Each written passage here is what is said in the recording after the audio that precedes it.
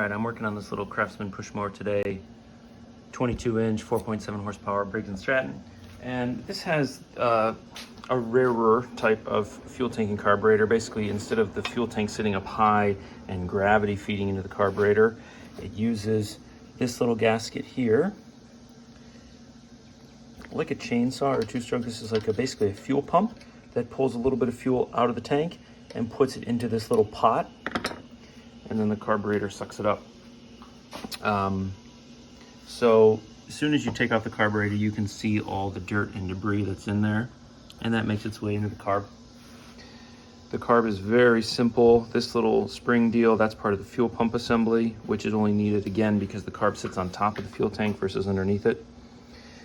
This little emulsification tube and main jet is stuffed up in here. It may look like it needs to be screwed out, you know, because of this little cross pattern, but it's actually just a push out.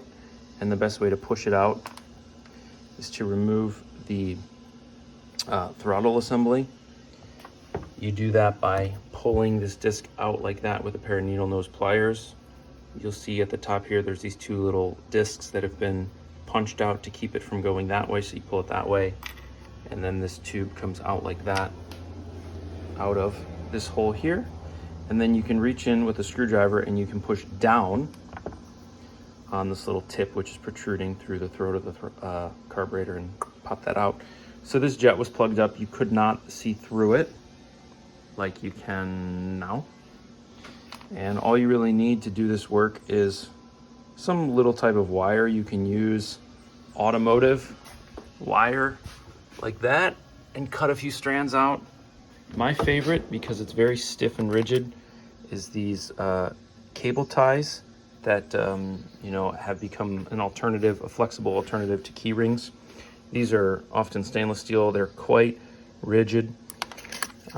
In this case, you could have gotten away with blowtorch tip cleaner files, or blowtorch tip files, as they're sometimes called.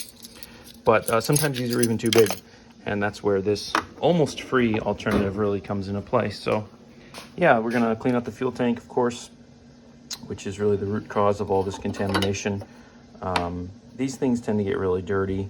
Seems like when the fuel tank sits lower, more dirt and debris gets in here when the customer's filling it with fuel. So we're gonna clean that out. It did start and run, it just didn't run well. So I think this was not completely plugged up, but enough that it couldn't feed it a wide open throttle. So yeah, I hope that gives somebody a tip or help if you have a machine like this, and how far to disassemble it. It's really just one bolt that keeps the fuel tank on, 5 little screws that keep the carburetor onto here. Other than that, it's pretty simple. I bet almost anyone can do it. Just take your time and don't be afraid to fail. Take care, guys.